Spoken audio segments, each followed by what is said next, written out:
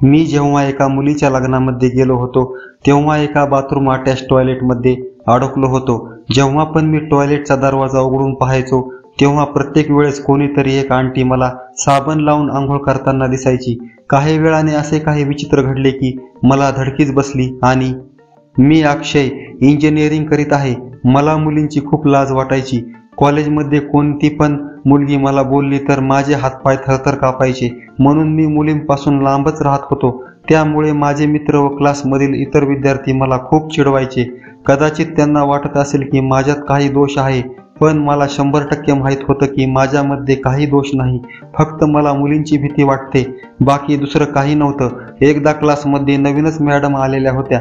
त्या खूप सुंदर होत्या आणि त्यातच त्या मॅडम बेंबीच्या खाली साडी नेसायच्या. त्यामुळे त्यांच्याकडे पाहिले की अधिकच रुचकर वाटायचं. मनात काहीतरी विचित्र विचार यायचे, पण मला त्या मॅडमची खूप भीती वाटायची. शिकवताना त्या प्रश्न विचारायच्या आणि विद्यार्थ्यांच्या जवळ उभा राहायच्या. त्या माझ्याजवळ पण यायच्या तेव्हा मला खूप घाम फुटायचा. माझे हातपाय थरथर कापायचे, पण मी यावर कंट्रोल करू शकत नव्हतो. आणि मग सर्व विद्यार्थी माझ्यावर हसायचे आणि मॅडम देखील गालातले गालात हसायच्या. त्यामुळे मला खूप वाईट वाटायचं. दिवाळीच्या सुट्टीमध्ये आमच्या नातेवाईकाच्या एका मुलीचे लग्न होते. मी असं कोणाच्याही लग्नाला जात नव्हतो, पण माझे वडील आजारी असल्यामुळे ते मला म्हणाले की आता तू लग्नाला जाऊन ये, कारण मला जाणे आता शक्य नाही. त्या नातेवाईकांनी आम्हाला खूप मदत केलेली होती, म्हणून नाईलाजाने मला त्यांच्या लग्नाला जावेच लागले. आदल्या दिवशी रात्री गावात बस उभी होती. बसमध्ये बरीच पाहुणे मंडळी होती. संपूर्ण बसमध्ये अत्तराचा वास घमघमत होता. बायकांनी एवढे अत्तर लावले होते की अक्षरशः पूर्ण लक्झरी मध्ये वास घमघमत होता. मग मी त्या बसमध्ये बसलो आणि लग्नासाठी निघालो. माझ्या शेजारच्या सीटवर म्हणजे खिडकीच्या साईडला एक गोरीपान सुंदर आंटी बसलेली होती. माझे लक्ष खिडकीच्या बाहेर होते, कारण रात्री पौर्णिमेची रात्र असल्यामुळे उजेड दिसत होता, म्हणून मी बाहेरील दृश्य पाहत होतो. पण वाऱ्यामुळे त्या आंटीच्या छातीवरचा पदर उडाला व बाजूला झाला. तेवढ्यात आंटी मला म्हणाली की अरे लाज नाही का वाटत, तिकडे पाहा ना, इकडे काय पाहतोस. मग माझे आंटीच्या छातीकडे लक्ष गेले आणि मी घाबरलो व विरुद्ध दिशेला तोंड करून बसलो. त्या आंटीविषयी माझ्या मनात असं काहीच नव्हतं, तरी सुद्धा ती मला अशी का बोलली म्हणून मला याचा खूप राग आला. पुरुषांची काही चूक नसताना काही स्त्रिया असे का वागतात याचाच मी विचार करत होतो. तेवढ्यात गाडी लग्नाच्या ठिकाणी पोहोचली. ते खूप मोठे हॉटेल होते. मी ज्या मुलीच्या लग्नाला आलो होतो ते खूपच श्रीमंत होते. मग संध्याकाळी काही वेळ हॉटेलच्या रूममध्ये मी आराम केला. मला पहाटे 4:30 वाजता जाग आली. मोबाईल फोन घेऊन मी काही व्हिडिओ पाहत बसलो. तेवढ्यात पोटात कळ आल्यामुळे धावत पळत टॉयलेटकडे गेलो. पण त्या हॉटेलमध्ये सर्वच टॉयलेट बाथरूम अटॅच होते. बाथरूम आणि टॉयलेटला आत जाण्याचा एकच दरवाजा, तसा आतमध्ये टॉयलेटला पण एक दरवाजा होता. मी घाई गडबडीने बाथरूम मधून टॉयलेटमध्ये गेलो. दरवाजा लावला. कर्म करता करता मस्तपैकी मोबाईलमध्ये व्हिडिओ गेम खेळत बसलो. टॉयलेटमध्ये मोबाईल वापरण्याची खूपच लोकांना सवय लागली आहे आणि मलाही लागली होती. अर्ध्या तासानंतर म्हणजे 5:15 वाजता मला गाण्याचा एक मधुर आवाज येऊ लागला. मग मी मोबाईल बंद करून खिशात ठेवला आणि कर्म आटोपलं. जोरात दरवाजा उघडला आणि समोर पाहतो तर काय, एक आंटीने अंगाला पूर्ण साबण लावून गाणे म्हणत आंघोळ करीत होती. हे पाहून तर मला हादराच बसला आणि मी परत टॉयलेटचा दरवाजा लावून घेतला. बरं झालं त्या आंटीने पाहिले नाही, नाहीतर काय झालं असतं कुणास ठाऊक.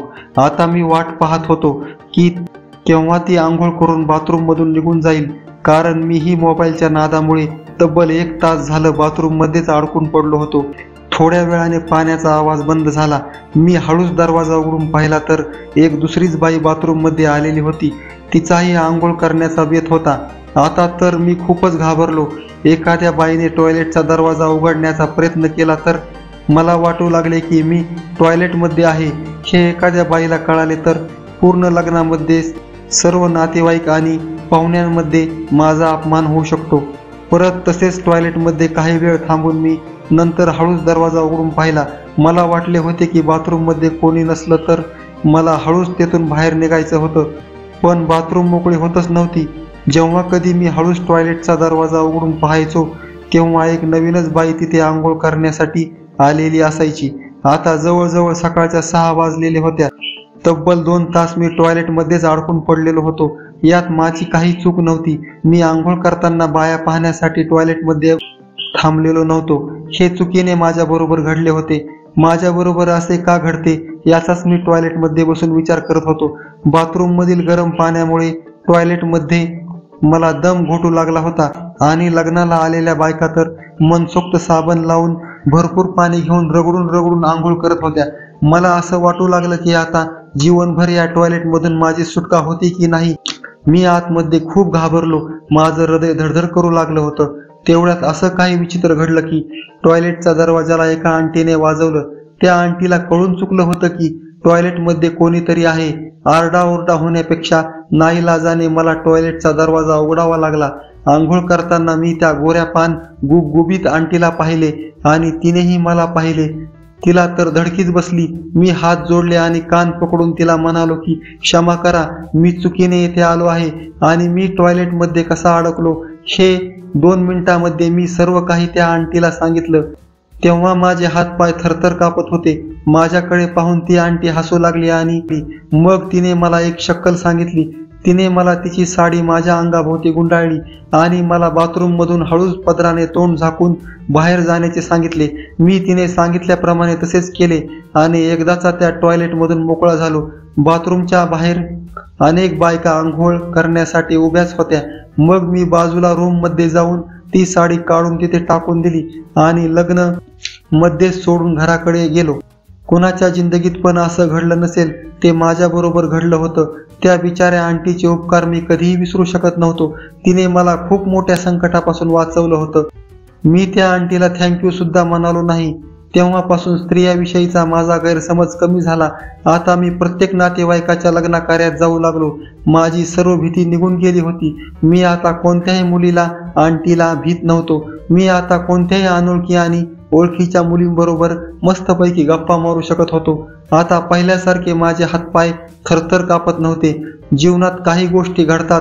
कोणीतरी असे म्हटले आहे की जे होतं ते चांगल्यासाठीच होतं. टॉयलेट अटॅच बाथरूममध्ये जे काही माझ्याबरोबर घडलं त्यामुळे मुलींना भिण्याच्या मानसिक आजारातून मी बरा झालो होतो आणि एक उत्तम पुरुष म्हणून जगू लागलो होतो. पण मला चांगलीच अद्दल घडली होती. यापुढे मी टॉयलेट अटॅच बाथरूममध्ये कधीच गेलो नाही. कथा आवडली तर आमच्या चॅनलला सबस्क्राईब करा, लाईक करा, शेअर करा. धन्यवाद मित्रांनो.